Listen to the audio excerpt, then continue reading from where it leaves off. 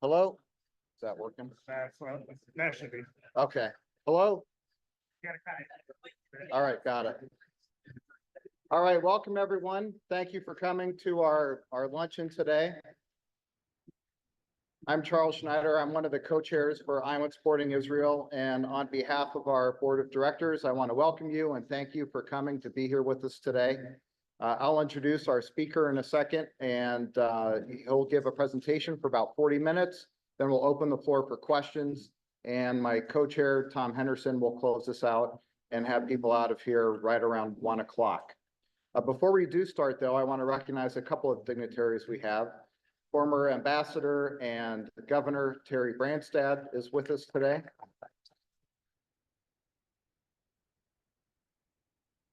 A former Iowa Attorney General Tom Miller is with us today.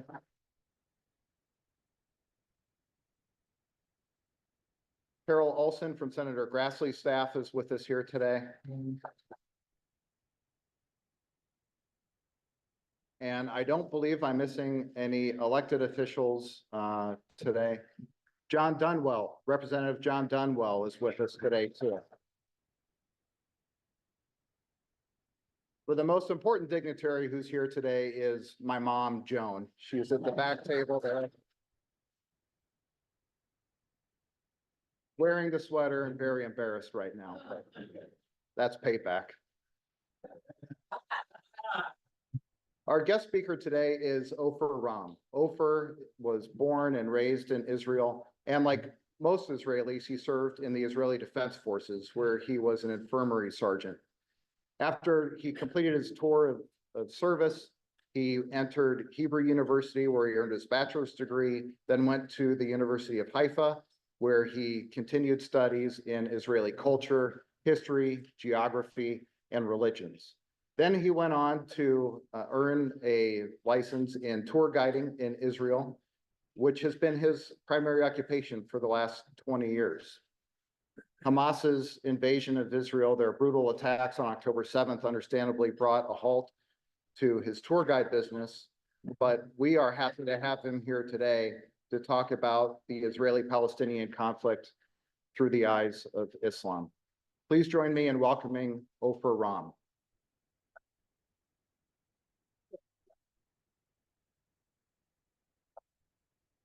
Hi, everybody. Maybe a little higher. Yeah. Is it okay? People in the back in here? We call that the cheap seats in the back. I can just do this. That's perfect. Excellent. All right. My subject is something that is not very well known anywhere that I speak, really. I did a 6 weeks speaking tour just when the war broke out. I understood that there's not going to be any touring in Israel, so I figured I'll try my luck in the United States and try to explain what's going on, but not just from the Israeli perspective, but from the Muslim perspective. And when we understand the other culture, when we understand the different meanings that they give to the same words that we're using, you suddenly see that there is a huge gap that nobody even recognizes. I don't know if everybody here is Jewish, maybe some are Christians, maybe some are different religions. I'm going to take something out of Christianity, first of all, and I'm going to show you how when you understand the culture and you understand the laws from 2,000 years ago, things seem completely different. So there is a saying that Jesus used to say that if somebody strikes you on the right cheek, you should turn the other cheek. Everybody know that one? And every single group that comes to Israel, and we speak about this, if we speak about this, they have the same idea that if somebody strikes you, you're not supposed to hit back. You're supposed to calm the situation down and turn the other cheek and don't escalate everything. But if you understand the culture from 2,000 years ago, if you understand Roman law, which is something that nobody really goes into, you understand that Jesus is actually calling for a rebellion. Because a Roman soldier is allowed to come up to you in the middle of the street, and for no other reason than he sees you and wants to, he's allowed to strike you. Now, when he strikes you, let's say most of us are right-handed, so I'm not going to do it, but if I strike Mr. Richard, I'll probably strike him on his left cheek. If I'm striking him on the right cheek, it also shows that he's not even worth a normal strike for me. I'm trying to humiliate him as much as I can by giving him a backhanded slap, and that's where the right cheek comes from. And then Jesus says, turn the other cheek. And what Jesus is basically telling the people, taunt this Roman soldier. And if he strikes you again, not only is he looking at you as an equal, because he's going to strike you now on your left cheek, but he's going to get in trouble because he's allowed to strike you only once. Now, you don't know this because you never went into Roman law and you never really dug into the culture back in those days. And that's what I'm going to try to do. I'm going to go through the history of the land of Israel, and then I'm going to show you how the Muslims see everything. And for the most part, it's basically the same. So we're going to start at the very beginning. In the beginning, God created the heavens and the earth is void, and the Spirit of God is hovering over that void. And what we say in Judaism is that event happened 5,780, 4 years ago, almost 5 years ago. The first thing to be created on earth is something called the foundation stone. This is the holiest place for the Jewish people. This is what everything else was founded from, foundation stone. This is where the temple is going to be built. This is where Jewish people pray to today. So when you're out of Israel, you pray towards Israel. If you're in the United States, odds are you're going to pray towards the east. If you're in Europe, you're going to pray south. If you're in Israel, you pray towards Jerusalem. If you're in Jerusalem, you still need to know where that spot is so that when you're praying towards that foundation stone. Now we're going to skip the days of creation. We're going to skip all the horrible things that happened between Genesis book 1 through Genesis book 5. The sons of God are coming down from heaven and they're mixing with the earthly women and giants roam the land. This is not Greek mythology. It's right there in the text of the Jewish Testament. And then we have all sorts of depravity going on. This is the time of Noah. God is going to flood the earth, press the reset button and start all over again with Noah, his children, and their wives that are on the ark, correct? Great.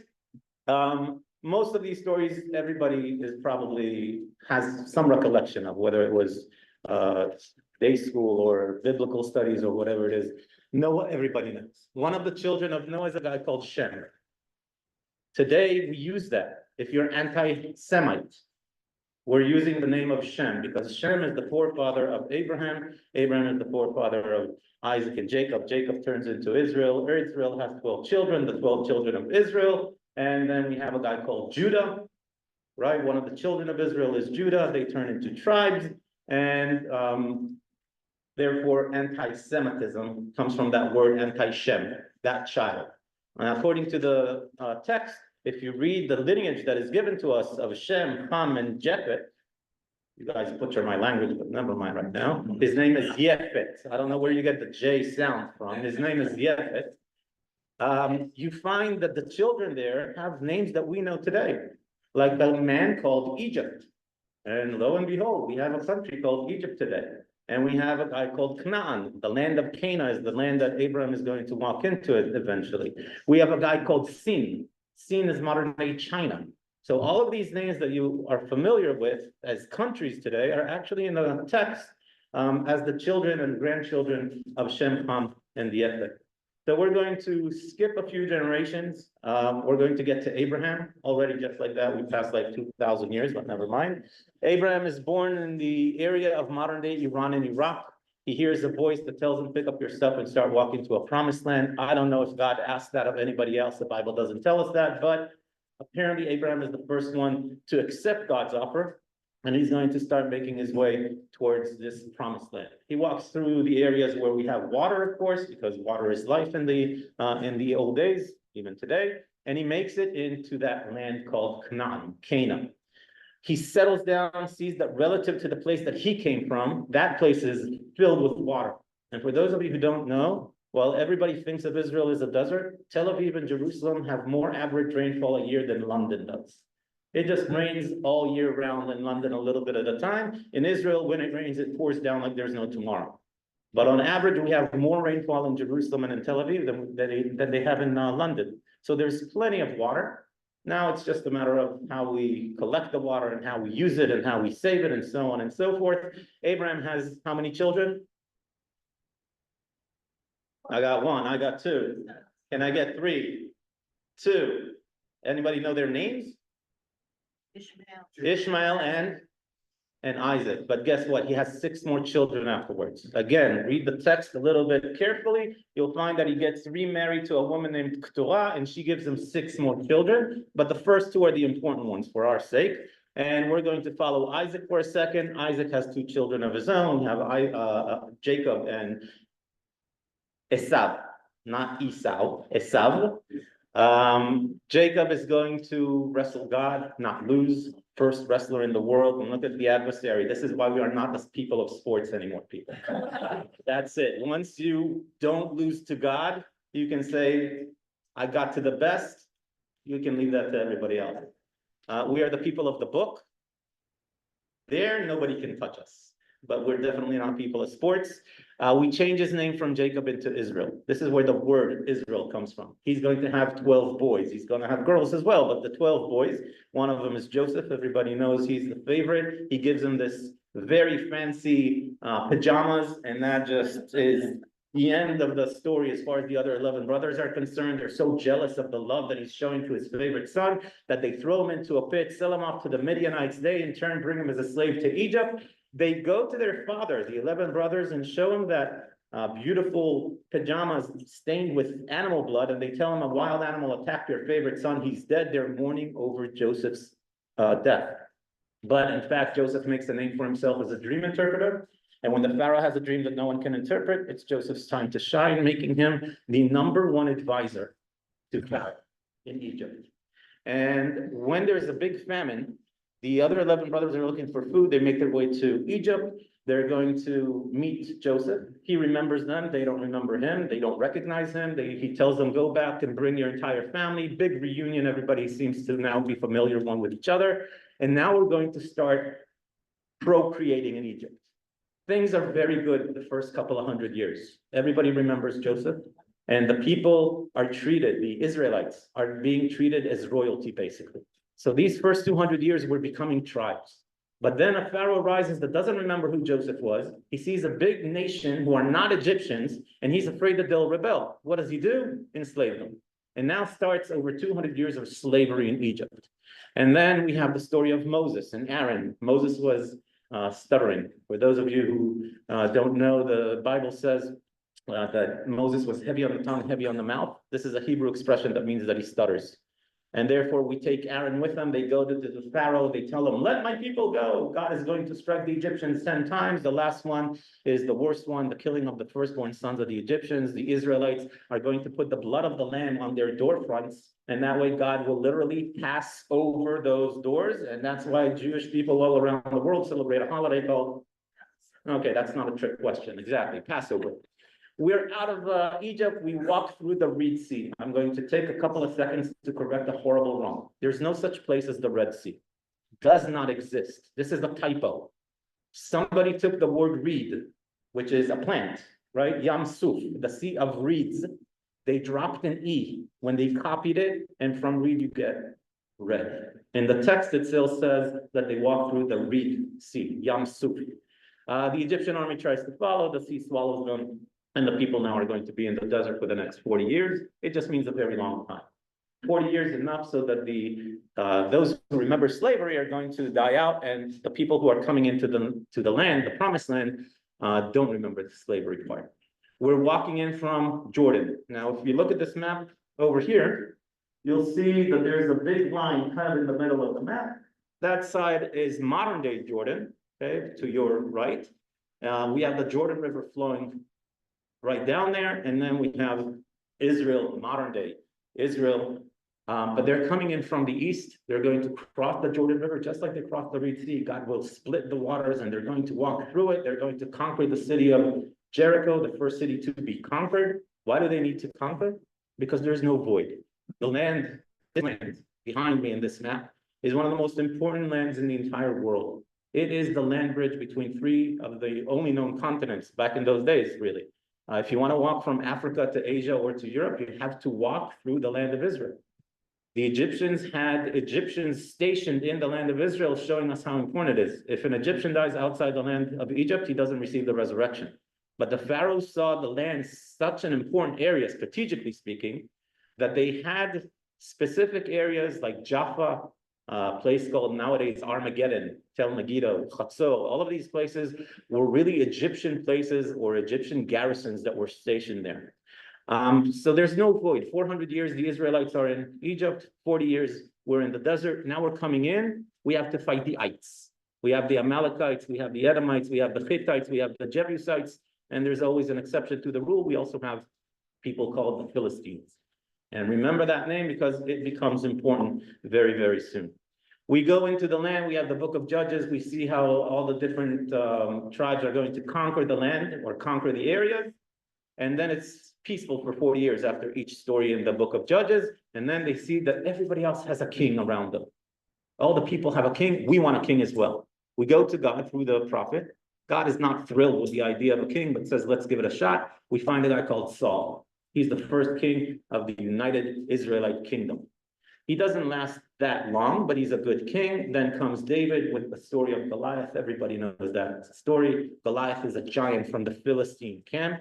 David is going to defeat Goliath. Whoever defeats Goliath was promised to be made a prince by marrying one of the king's daughters. David now is a prince. And Saul suddenly sees that the love of the people sways from loving him to loving David. He wants him out of the equation. He's afraid that instead of one of his true-born sons, David will take the throne if Saul dies. So he's chasing him around. David runs away. Eventually, David will become the next king. And then David is the first one to conquer a city called Jerusalem. This happens about 3,000 years ago. He brings the Ark of the Covenant. They start to build a temple only when King Solomon is there. First, we just have a small altar because David is a man of war. He has too much blood on his hands. And therefore, his son Solomon, in Hebrew, Shlomo, can you hear the word shalom in the name Shlomo? Shalom, Shlomo, even the same letters, basically. He's a king of peace, and he's the one who's going to build God's house. Now, 400 years go by, the Babylonians are going to come in, and they're going to destroy the temple, and they're going to exile the people.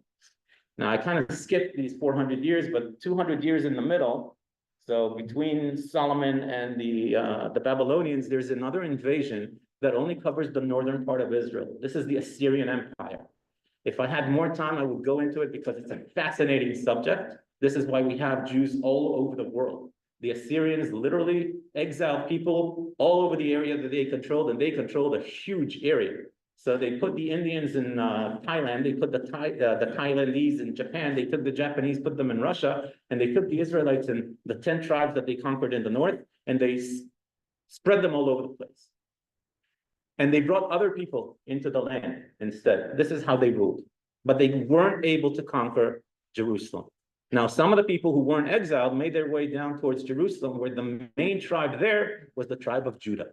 And when the Babylonians destroyed the temple and exiled the people, they didn't go to my friend Richard here, who was not slapped, I have to say. We didn't go to you and ask you, are you from the tribe of Ephraim, Dan, Naphtali? Which one? They didn't care. They saw that the vast majority were from one tribe, from the tribe of Judah, and they gave us a very common name. They called us on behalf of the tribe of Judah, which is Jews. This is where we got the nickname the Jews. Theoretically, not all of you are actually from the tribe of Judah, assuming some of you here are Jewish. You might be from other tribes, but then we would have been called the Israelites, the 12 tribes of Israel. From that point, 2,500 years ago, they started to call us the Jews. We're exiled to Babylon. We're there for about 50 years. The Persian Empire conquers the Babylonian one, has a different diplomatic agenda, allows the people to return to their homeland. Jews return here. And at this point, the vast majority of people living in this land are Jews again, and it's called Judea. That's what the official name was. We give taxes to the Persians, and as long as we give taxes to the Persians, we have religious autonomy. We are allowed to serve God the way we feel, the way we think we're supposed to. And that's the most important part. 150 years go by, give or take. The Greeks come in. We've got a guy called Alexander the Great. He's going to conquer the Persian Empire, or parts of it, including the land of Judea, as it was called. Nothing really changes. Instead of paying taxes to the Persians, we pay taxes to the Greeks. We still have religious autonomy. But then we have a king, after about 100 years of Greek rule, we have a king called Epiphanes IV, whatever, a Greek king. And he's involved in many, many wars. many wars. Now, I don't know if you guys in the United States know, but wars cost money. A lot. And he's going bankrupt. And since he controls the area of Egypt, he goes into all of the different temples in Egypt and he pillages them. Because the temples is where we have a lot of gold and silver and gemstones and all sorts of things, offerings from everywhere. And then he comes to the area that he rules right here, Canaan, Israel, Judea, whatever you want to call it. And what does he do in Egypt? Same thing that he does in Israel. He goes into the Jewish temple. Big no. No more religious autonomy. If somebody outside of specific people of the Israeli people, the Kohanim, they're the only ones allowed into the temple. So once this non-Jew, non-Israelite goes into the temple, he desecrates it. We no longer have religious autonomy. What do? Rebel. You guys all know the story. The Maccabees, the Hasmoneans, 3 years of war. We managed to kick the Greeks out of Israel, out of Judea, and we inaugurate the temple. The word inauguration in Hebrew, Hanukkah. This is where we have that wonderful festival of lights. That's how long do we celebrate it for? 8 days. I see someone in the back. 8 days of Hanukkah. Do you know why 8 days? This is a trick question. Let's see if you know it. Why? Because the oil lasted for 8 days. But if they needed to celebrate for 9 days, you would now tell me that the oil lasted for 9 days. 3 years, we were not allowed into the temple. God in his great grace gave us, the Jewish people, 70 days off in a calendar year. 52 weeks, we have a Shabbat, already 52 days off. And then you have the 3 pilgrimage holidays of Pesach, Shavuot, and Sukkot. You have the Day of Atonement. You have Rosh Hashanah, or the day of Yom Teruah. Not exactly New Year's, but let's call it New Year's right now. If you add all the days off that God gives us, it's 70 exactly. Now, for 3 years, we weren't able to celebrate our pilgrimage holidays. And when we walk into when we inaugurate the temple, purify it in what we would call today December, the last pilgrimage holiday we couldn't celebrate is Sukkot, Tabernacles. And therefore, we are going to celebrate the days of Sukkot at the wrong time of the year. How do I know this? Because the Hasmoneans left us books. They're called Maccabees 1, Maccabees 2, Maccabees 3, and Maccabees 4. And in Maccabees 3, they're telling us we are going to celebrate Sukkot at the wrong time. The story of the oil actually comes in about 100 years later, after the initial celebrations, to show that light defeats darkness. And this has to do with calendars, which I have a completely other speaking lecture about, but we're not getting into that. But 8 days of Sukkot are celebrated at the wrong time of year. Anybody know the date in Judaism, the Hebrew date? It's the 25th of the month of Kislev. Kislev correlates basically to December. 25th of December is what nowadays? Christmas. Look at that. Coincidence? I think not. Everything is always going to be built one on top of another. When a new religion comes along, they're going to have everybody want to be a part of their religion. And if I'm already celebrating on the day, they're not going to tell me not to celebrate. They're just going to tell me, celebrate this day, but give it a different meaning. And guess what? The Jews were not the first one to celebrate on the 25th of the month. Doesn't matter what the month is called. Because already the pagans 4,000 years ago in Egypt were worshiping the sun. And they knew that the shortest day of the year is around the 21st, 22nd of, let's again call it December. And they celebrated the sun's birthday on the 25th of the month. And now come us, the Jews, and we're celebrating how? By lighting Hanukkah candles. And now come the Christians and say, let's celebrate this as Christmas. And what do you see all around in your neighborhood? The Christian neighbors are going to have what? Lights. Because that initial celebration of light is always in the background. We're just giving it a different meaning. Now, here's the funny thing. If you take the idea that Jesus was actually born on the 25th of the month, what happens to a Jewish child on the 8th day of his life? Bris, circumcision. Let's count. 25, 6, 7, 8, 9, 30, 31. What is January 1st? New Year's. January 1st is actually Jesus' circumcision. And according to Christianity, we're entering into a new covenant with God. Circumcision originally is Abraham with God. Now we're entering into a new covenant, and hence we're entering into a new year. Everything is somehow based on whatever came earlier. And now the Hasmoneans are going to rule for about 100 years. And then the Romans are going to come in. The Romans are going to be the bane of the Jewish people's existence. This is one of the harshest times the Jewish people had. Taxes-wise, rule-wise, all sorts of things are going on, and they are looking for someone to get them out of their misery. 80% of your salary goes to taxes, much like today, but back then it was harsher.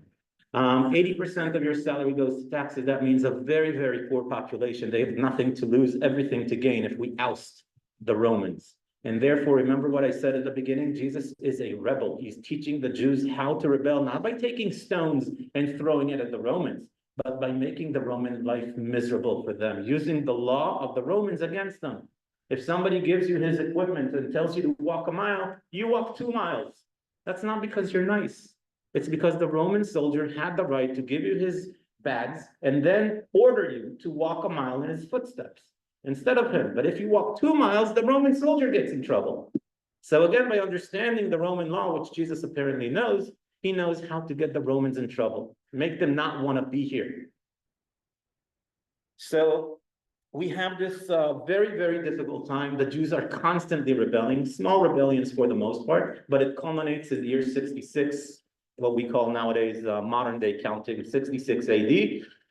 It culminates into something called the Great Jewish Rebellion against the Romans. 7 years of a rebellion.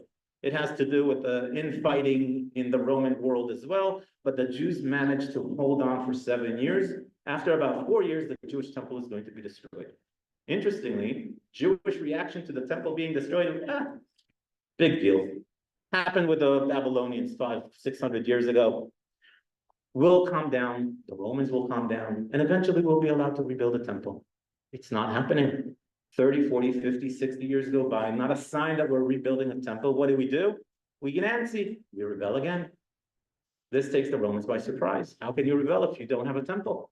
One of the signs for me as a pagan, as someone who believes in many gods, one of the ways for me to show you that your God lost the war is by destroying your God's temple here on earth. And as long as that temple is not rebuilt, your God understands that he is too weak to rise up against my God. So without a temple, you're rebelling. 3 years of a rebellion. Some of you may know the name, the Bar Kokhba rebellion. At the end of this rebellion, the Romans had enough of the Jewish people.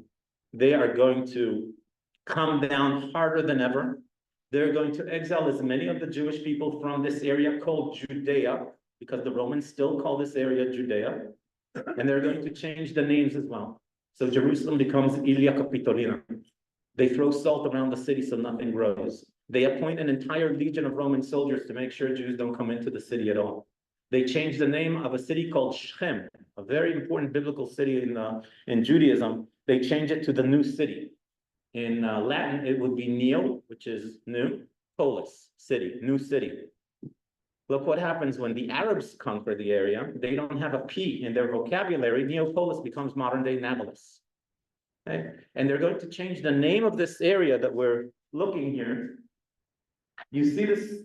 I forgot my... You see on the coastline, there's a little area that's kind of sided off. This is today the Gaza Strip. In the middle of that is the city of Gaza, modern-day Gaza. A little to the north of it, we have 4 more cities that in the ancient days were the Philistine cities.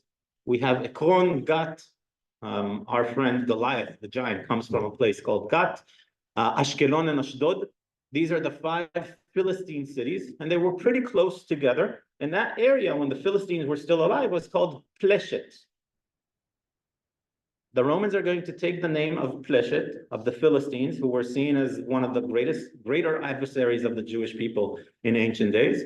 And they're going to rename the entire area. Instead of Judea, they're going to name it after the Philistines. And therefore, they're going to call it Palestine. This is where the name comes from. Palestine comes from the attempt to disconnect the Jewish people from their ancestral homeland, from the promised land, from Judea. How do I know that it was called Judea during the Roman period? Very easy. We have history books, but more than that, we have a Latin inscription that was found in Caesarea on the coastline of Israel.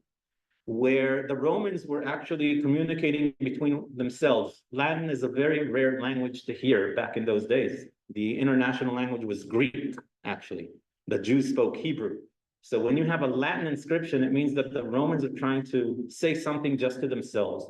And what this inscription was a dedicatory inscription that mentions Pontius Pilate.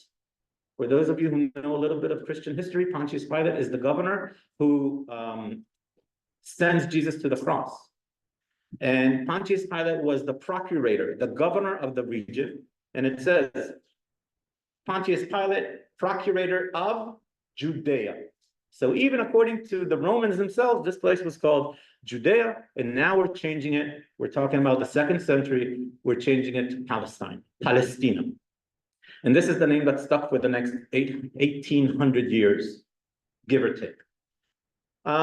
This next couple of hundred years from the 2nd century until the 4th century is one of the most unrecorded periods of times that the land has. Almost nothing is going on here. The Romans make this one of the biggest outposts they have anywhere in the world. Almost half of the entire Roman army is stationed in the land of Palestine. They have these pesky Jews that keep on rebelling, and they have the Persians on the opposite side of this land. They're the biggest enemy that the Romans had. We need more and more soldiers to be here. And then in the 4th century, Christianity comes along. Christianity becomes the formal religion of the Roman Empire. And the mother of the emperor who decides to adopt Christianity is a woman called Helen. And that Helen comes on a pilgrimage to Israel, and she wants to see the sights. She wants to find where Jesus was born, where he grew up, where he walked on water, where he was ascended to the heavens, where he was crucified, died, and resurrected. You've never been to the land of Israel before. What do? You hire a tour guide. Obviously, her tour guide was not as handsome or knowledgeable as myself. However, he did a pretty good job, and he took her to Bethlehem, and he showed her this is where he was born. She builds a church, takes her to Nazareth. This is where he grew up. She builds a church. Every place he tells her, this is where, this is where, this is where, she builds a church. And the 4th to the 7th century become the most populated period of time that the land of Israel had until the 20th century. That's saying something. It rains gold on the land of Israel. It's unbelievable. And then the 7th century comes along. And finally, I'm getting to Islam, because this is when Islam is going to be announced to the world. We have a guy called Muhammad in the 6th century that is born. And until around the age of 35, 40, he's a merchant. He's going around different areas. And then he has a revelation. God appears to him according to Islam, and he receives the Quran. Now, everything that I just told you is acceptable in the Muslim world. All of this history is written in the text of the Quran, including Moses and coming out of Egypt. And if you go through the Quran, you will find 3 different surahs, chapters, that actually talk about how God takes the people out of Egypt and places them in the promised land that he promises them. Okay? All is there. And anybody know the name Yusuf in the Muslim world? Yusuf is Joseph. Musa is Moses. Dawood is David. Harun is Aaron. And who would be Isa? Jesus. Jesus. These are all incredibly popular names in the Muslim world. What's going on here? Islam sees itself as the continuation of Judaism and Christianity. When I said that Abraham had his first 2 children, I then took Abraham, Isaac, Jacob. But if we go from Abraham and we go to the firstborn son, we go to Ishmael, he is the forefather of Muhammad according to Islam. So far, we're okay? Great. Now, when I say that Abraham takes his son and is supposed to sacrifice him, Islam says, yes, that happened. When I say it happened here on this mountain, Islam says, yes, that happened. When I say that Abraham took his son Isaac, Islam says, no, it was Ishmael. These are the differences. It's the same story. It's the same event. It's the same holy site, different character in the story. That's going to be the difference. Now, between the Jews, the Christians, and the Muslims, Jesus, hopefully I'm not going to step on anybody's toes with what I'm about to say, Jesus was Jewish. Okay, he spoke to a Jewish crowd, explaining to them the Jewish law. He was circumcised when he was 8 days old. He was bar mitzvahed when he was 13. He fasted on Yom Kippur. He was, in reality, a perfect Jew. All the I's were dotted and all the T's were crossed. When you look at the life of Jesus according to the New Testament, perfect Jew. So his resurrection is a sign for Christianity that he was the Jewish Messiah. And therefore, if he was in fact the Jewish Messiah in Christianity, we would say we're waiting for Messiah to come back, the second coming. The Jews say, whoa, wait a minute, Jesus was not the Messiah, and therefore we're waiting for Messiah to come. That's the difference between Christianity and Judaism. Was Jesus the Messiah? Yes or no? And of course, if he was, then we have the New Testament. And if we have a New Testament, then the Jewish Testament becomes the Old Testament. The Jews don't have a New Testament, and therefore we don't call our Testament the Old Testament. We call it the Tanakh, we call it the Testament, we call it the Holy Book, whatever words you want to say, without the word old in front of it. And then comes Islam and says, yes, this is all the word of God. The Jewish Testament, the New Testament, but God also gave Muhammad the Quran. And if there are any discrepancies, any contradictions between what it says in the first two books and what it says in the third one, the last one, what are we supposed to follow? Of course, the last one. This is the accurate one. The Jews had enough time to erase the name Ishmael and put in Isaac for their own political, religious reasons. It doesn't really matter what. They scratched it out. They cheated us for a while, but now comes Islam, and the truth is here. As far as Judaism is concerned, Malachi is the last prophet. As far as Christianity is concerned, Malachi was a prophet, but Jesus was the last prophet. And as far as Islam is concerned, Jesus was in fact a prophet, not God alive like in Christianity might be believed. But in Islam, Jesus was definitely a holy person, just like Moses was a prophet and Aaron was a prophet and Malachi was a prophet. Jesus was also a prophet, but Muhammad is the last prophet.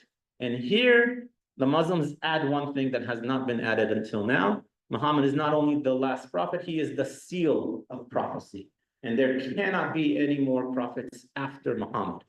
Very important, because later on in the world of Islam, we have these divergences. We have people who claim that they're new prophets. And if you are a Muslim calling that yourself a new prophet, you're no longer a Muslim. And they're going to oust you and they're going to persecute you. This is where we have the Druze religion coming in from Egypt. This is where we have modern day Baha'i religion from the 19th, 18th century. They came out of Islam. They said that the Baha'u'llah is the next prophet in line. And once they did that, they're no longer considered Muslims because Muhammad is the last and seal of prophecy.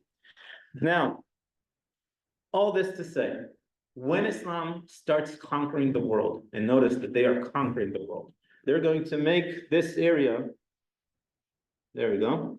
All this, is this red or green? I'm colorblind. Green, great. So they're going to conquer all of this area at the beginning. And if you see that green mark on the left side at the top, that's a part of modern day Spain. It's called the Iberian Peninsula. And while they recognize the fact that there was something there before, Islam in the 8th century, 9th century declared that it doesn't matter what was there earlier. Once Islam conquered it, this is, and they call it Dar al-Islam, the land of Islam, the home of Islam, the world of Islam. Dar has a few different meanings, but basically, this is the land of Islam. And in the land of Islam that you see in front of you right now, there cannot be a situation where a non-Muslim rules over a Muslim. Say that again. In Dar al-Islam, in the world of Islam, there cannot be a situation where a non-Muslim rules over a Muslim. 1,200 years into the future, the state of Israel is born. What is happening now? You see that little black arrow and that little black smudge? That black arrow points to that little tiny place, which is called modern day Israel. There it is. It looks big on this part of the map, but look at this here. You can't even find it. It's like tiny. And yet, it is a part of this green area that was conquered in the 7th and the 8th century. And therefore, in the Muslim eyes, this is Dar al-Islam. And it doesn't matter that 3,000 years ago we built a temple over there. And it doesn't matter that we have Jews that have been living there since 3,000 years ago. I can show you lineages of people who may have left, but they're coming back now. This is Muslim land. And how is it possible to have a Jewish state with a Jewish prime minister and have Muslims in that land pay taxes to a non-Muslim entity in Dar al-Islam? Now, what I'm saying here is that the entire problem that the Jews and the Muslims have is not political. It is not about land. It's not about I give you 50% more than I've added, or I wanted to give you before, and you'll be fine with it. Islam cannot have a situation where even an inch of this land is going to be ruled by someone who is not a Muslim. And you actually see it through the history. Jews were welcomed in the Muslim world. In fact, when we had the Spanish Inquisition, the Ottoman emperor sent boats to Spain and told the Spaniards, you don't want those Jews, bring them on my ships, I'll take them. We were allowed to build synagogues in the Muslim world, as long as the synagogue is not higher than the local mosque. We had to pay jizya, tax, which shows that we are second-class citizens. But we were able, even in Iran in the 1940s, there was a minister, a Jewish minister in Iran, in Persia. Of course, nowadays that's not there, but we were able to have government position with not a glass ceiling, with a cement ceiling. There's no way that you're going to be the president of a Muslim country. You cannot be the prime minister if you're not Muslim, but you can have some kind of government positions to a point. 19th century. A lot of things are going on in this little area called Israel. The Ottoman Empire is ruling at this point. And if you're an Ottoman citizen, all you have to do is just walk from, let's say, Egypt into Israel. And if it's a different governor that controls Egypt than Israel, then instead of paying the governor in Egypt, you pay the Ottoman emperor in Palestine, or in Syria, or in Jordan, or whatever it is. And that Ottoman governor will send the taxes that he collects over to Istanbul, over to Turkey, the Ottoman Empire capital. Great. So why would I go from Egypt into Israel or to Palestine? That's what it was called back then. Because I'm looking for work. And in the 19th century, a lot of different things are happening in this land called Palestine that draw masses into that area. And we have the building of the first rail station in the entire Middle East. It was supposed to go from modern-day Mecca and Medina all the way to Istanbul. The middle of that line is Israel, Palestine. And the first ever train station, the first ever train tracks were laid down between Jerusalem and Jaffa. And that brought a lot of work to that area. And suddenly Muslims from the surrounding area of Palestine pour in order to find work in Palestine. And then the Jews at the end of the 19th century, they want to build a state for themselves. Now, at this point, it's, the Jews are a very small amount of people and they want to build in Palestine. Why not? It'll give Muslims an opportunity to come in and help them. So Muslims are coming in to help the Jewish Zionists build streets and infrastructure and institutions and all sorts of things like that. And at the end of the 20th century, we have 500,000 people, the majority of which are Muslims, in the land under the Ottoman Empire. They're all Ottoman Empire citizens. They are not Palestinians. That's not a self-proclaimed country. It doesn't exist. It's a governorship within the Ottoman Empire. And then World War I happens.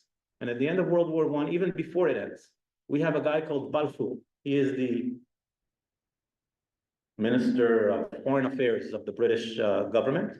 And he comes out with a written declaration that His Majesty's, not Her Majesty, His Majesty's empire is looking with a favorable eye to help the Jewish people build a homeland in Palestine. Uh-oh. Muslim world now is reacting. What do you mean? You have one of the strongest empires in the world backing the idea that the Jews are going to build whatever it is that they want to build in Dar al-Islam? Okay, it's just a declaration. It hasn't been officially accepted. But then comes the League of Nations, and they make that declaration a fact on the ground. They actually take that idea of making Palestine, biblical Palestine, that means both sides of the Jordan River, a Jewish state. And immediately after that happens, we start seeing, not pogroms, but we start seeing attacks by the Muslims living in Palestine on the Jewish people living here. Now, the Turkish Empire has completely been disintegrated. This area of Israel is under British mandate. Okay, the British are supposed to help the population living there create a state of their own. And these attacks in 1921 and 1923 and 1927, 1929, 1936, until 1939, they just keep growing and growing and growing. The Jews are pouring in as much as we can pour in. We're not a lot of people, and we're trying to build, and then World War II. And at the end of World War II, the rest of the world calls we're going into the United Nations, and suddenly people realize that there needs to be a homeland for the Jewish people. Where? Israel. So now the world is starting to be supportive, and there's a UN vote, and the UN votes, first time that Russia and the United States voted the same way. Yes, to the idea of a Jewish homeland in the land of Israel. It's a tiny little area. What you see as Israel over here, less than half of it, according to the United Nations plan. And what happens? That means that the other half is supposed to go to the Muslims. The Muslims could have had, in 1947, if they accepted the UN resolution, half of everything we see here as the state of Israel. What do they say? No. Why? Not because we got too much, but because we got something. There cannot be a situation where a non-Muslim rules over a Muslim in Dar al-Islam, period. And this is very difficult, especially for politicians to hear, because that makes it a religious issue. And if it's a religious issue, odds are there's no negotiation. And I don't know if you've noticed, the Muslims still want it all. I've heard a former politician on the left of Israel that nowadays is on the right side. And what she said was, as time went by, she understood that more than the Muslims want an area for themselves, they simply don't want the Jews to have an area at all. And for her, that switch in mindset made her understand that nothing that Israel can offer will be good enough. Now, does everybody in the Muslim world believe in this? Absolutely not. Do they even know about it? Absolutely not. If you go to your next door neighbor, he has no idea what Dar al-Islam is if he's a Muslim. He has no idea what 95% of the Quran says. But that's okay, because most Christians don't know almost anything about the New Testament, and most Jews don't know too much about the Jewish Testament. But the leaders, they're the ones who are in that mindset. The leaders of Iran, the leaders of Turkey today, the leaders of Hamas, and even the leaders of what's called today the Palestinian Authority. Palestinian Authority used to be the PLO. The PLO was established in 1964. When Israel did not control the Gaza Strip, when Israel did not control what everybody calls today the West Bank. So when it was created, the PLO, Palestine Liberation Organization, what do they want to liberate? Tel Aviv, Kiryat Shmona, the other side of Jerusalem, and all the rest of those places, because Dar al-Islam, because this is what drives them. Arafat never once in his entire political career said that he's willing to have a two-state solution where Palestine is going to be the land for the Palestinians and Israel will be the land for the Jews. What he would say is that I'm willing to talk about a two-state solution where we'll have Palestine as the state for the Palestinians, for the Muslims, and Israel, whatever you want to call it, will be a state of all its people. Not a Jewish state, but a state for all its people. And of course, he never once accepted the idea of limiting the law of return for Palestinians. Why? Because if you look at the law of return, according to the United Nations, those who were ousted from their homes because of a military campaign or because they were afraid for their lives are allowed to return, and the following generation as well. This is the standard for the entire world, except Israel. In Israel, for Palestinians who were ousted in 1947 or left on their own merits, it's those who were evacuated, those who fled, and 5 generations later. So instead of the 720,000 Muslims that left that area because of the conflict, we are talking today of over 5 million that are recognized by the United Nations as refugees. And if those 5 million have rights of return, then Israel is a state of all its nation, all the people. So those 5 million people will completely offset the idea that Israel is a Jewish majority country. And at that point, it becomes again easier to become the leaders as Muslims, and then that will be fun. So basically, if we allow the Muslims to rule the land of Israel now, and the Jewish people who live there pay jizya, and we accept Sharia law instead of the Jewish state laws that we have today, then we're back to what it was in the 16th, 17th century when Islam allowed us to live under its roof. Does that include the United States? No. The US was never conquered in the 7th and the 8th century. And therefore, Muslims who come to the land of the United States, in theory, have no problem under the US Constitution, living under it. But if you see what's happening in Spain, they are calling for Spain to become Muslim again. This is Dar al-Islam. And all of the northern countries of Africa, these are all parts of Dar al-Islam. And with that, I kind of slid through the 40 minutes that I was supposed to speak, but let's open the floor for questions if anybody has.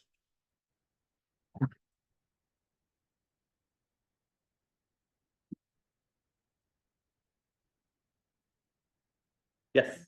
So, that was very informative and much of that I didn't understand, and you were very, very clear. Thank you very much. My question is, given that and given where we're at now, what happens next? How do we get out of this terrible situation? We don't.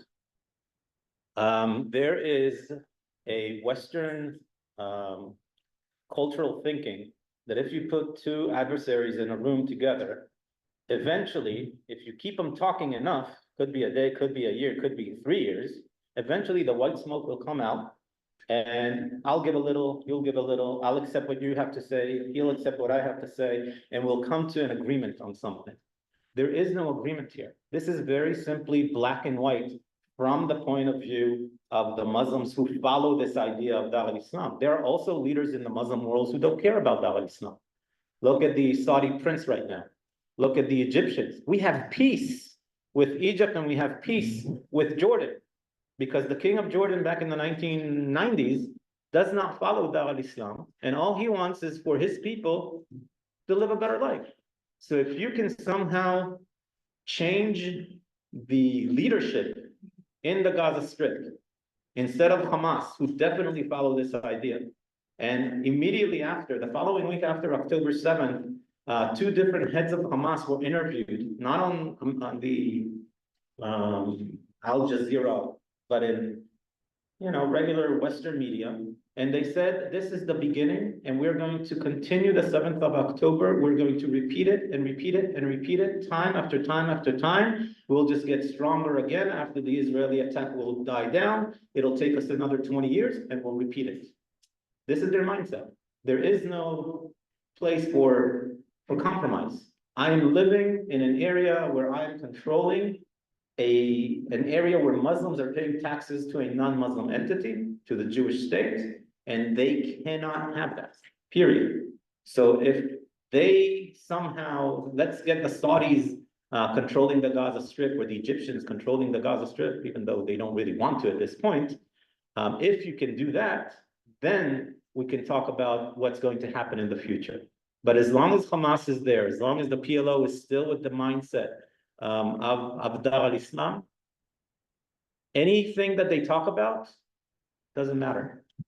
Now, I didn't talk about this, but there's no ceasefire, as Hamas sees it, between Israel and Hamas. It is translated into English as a ceasefire, but the words that they're using is hudna. Listen to the Arabic that they're using, hudna, H-U-D-N-A. The word hudna means a cease in hostilities until our side can recuperate, get stronger, and attack you again. This was something that Muhammad did when he was still alive, and he asked for hudna, and he recuperated, and he got stronger, and then he came back in when he thought that he can win, and he did it. Every time Israel has what in English is called a ceasefire, the Arabs call it a hudna, meaning that they are getting ready for the next round of violence. When you say the word peace, you have this idea like peace between Canada and the United States, right? When they say peace, they mean you accept Sharia law, we rule you, and then there will be peace on earth. That's the peace that they're talking about, that word that they're using for peace. It's not the peace Canada, US has. It's not you live here under US Constitution, Canada lives under the Canadian, I don't know if they have a constitution, the Canadian law, and then we can be neighborly and you can go in and we can go here and so on and so forth. The idea in Islam of peace between Muslims and non-Muslims is only once you as a non-Muslim accept Sharia law as the law of the land, leave the US Constitution behind, accept Sharia law, and then there will be peace on earth. So we need to understand that there are differences in the understanding of words, even though we're using the same words, they have completely different meaning. Anybody else? Yes, sir. Oh, then let's take two. Yeah. Role of the brand in your narrative. Can you do that? Again, Tell us about. the role of Iran. The role of the brand Yeah. in your narrative. Okay, and you had a question as well. Let's take that as well. I'll try. Stick with that one. That's- Okay. Iran. Iran is funding Hezbollah. It's its baby. They have been doing so for over 30 years. The idea is to strategically place their abilities, military abilities surrounding Israel. Now, there's an entire issue within the Muslim world of Shiite and Sunnis. This is the biggest war that is in Islam itself. They have been killing each other. The Muslims have been killing each other for 1,300 years over who's going to rule all of Islam. Will it be the Shiites or will it be the Sunnis? So Hezbollah is a Shiite terrorist organization. I don't want to call it a military, but they're stronger than more than 50% of the militaries of countries, by the way. They have right now 150,000 rockets facing Israel, ready to be deployed, ready to attack. They can attack every inch of land in Israel today, from the south in Eilat to the north, of course, where you probably heard last week, we had over 200 rockets being fired at Israel at once from Hezbollah, and that's right next to us. The funny thing is that Iran is also funding Hamas, not because they like Hamas that much. Hamas is a Sunni organization, a part of the Muslim Brotherhood that started out in Egypt, of all places. It has nothing to do with the Palestinian people. Hamas is not a Palestinian organization. It was brought, the leaders from Egypt, in order to rule, and when Arafat was in charge, he didn't allow them to be political. So they went into social efforts. They had soup kitchens, they had after-school activities. And when Arafat died, Hamas was able to go into politics, and the US demanded that there will be free elections, democratic elections in the Gaza Strip. And as a result, people didn't really vote for Hamas, they voted against the PLO. Hamas basically said, vote for change. Don't vote for those corrupt people who are driving Lamborghinis and Mercedes and living in villas and took all the money that the world gave them and have it in their private bank accounts. Vote for us. For 20 years, we've funded all these soup kitchens and after-school activities. We built hospitals for you. And the people of Gaza voted for Hamas. And once Hamas got into power, that was it. He took the money, and instead of investing it in whatever would be good for the people, like, let's say, the beaches of Gaza, which are beautiful, by the way, building hotels there, they started building tunnels. They started buying weapons. They started training more and more. Where does this money come from? Not just the world, it comes from Iran. So Iran is actually actively not just supporting Hamas, but funding Hamas.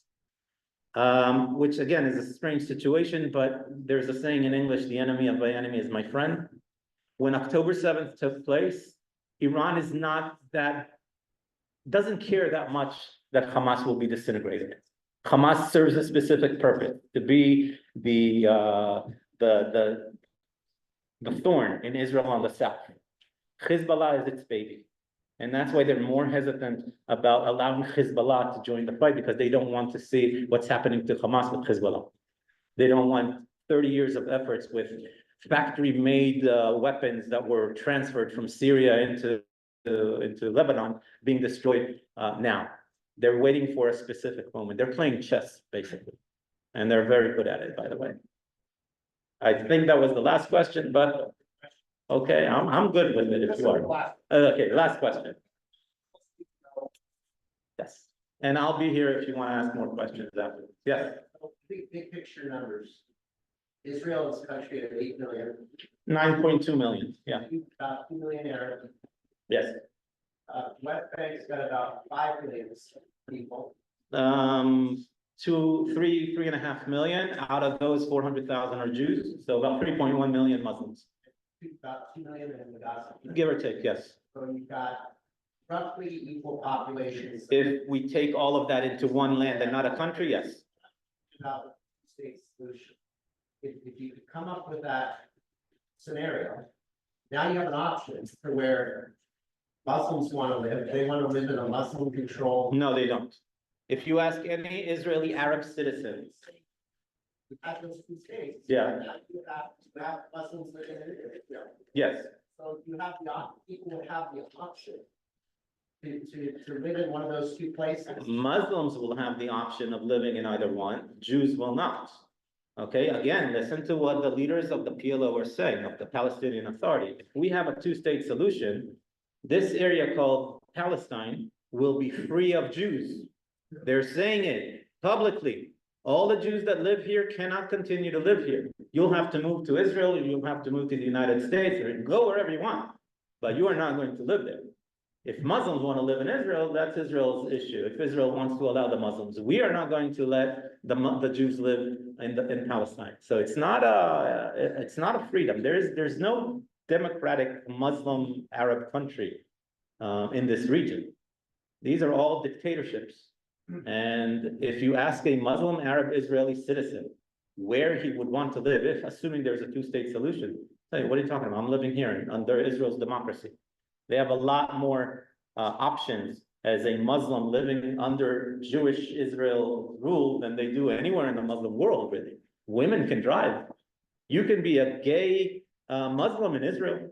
We have one of the largest gay parades in Tel Aviv in the world. Do you see any gay people in Gaza? No. I'll be very nice and say no. So it's not exactly a solution. And as I said before, they don't want Israel as a Jewish state, a state of all its people. That's what they're constantly saying in every negotiation and every other issue. And with that, thank you very much for your attention. Shabbat shalom, everybody. And I hope it opened up your eyes a little bit. If we have 60 seconds, that's all we need. First of all, we want to thank Oprah for being here. Really appreciate it. We want to thank the temple for allowing us to use this beautiful room. As you know, we're a nonprofit, nonpartisan group. We do provide free lunches, but we appreciate the fact that you give us financial support for that. We do have some free lunches left over in case you want to take them. I want to highlight a few events that are coming up. We're trying to set up an event in July to have Iowa legislators who have been to Israel recently come and speak as part of a panel group.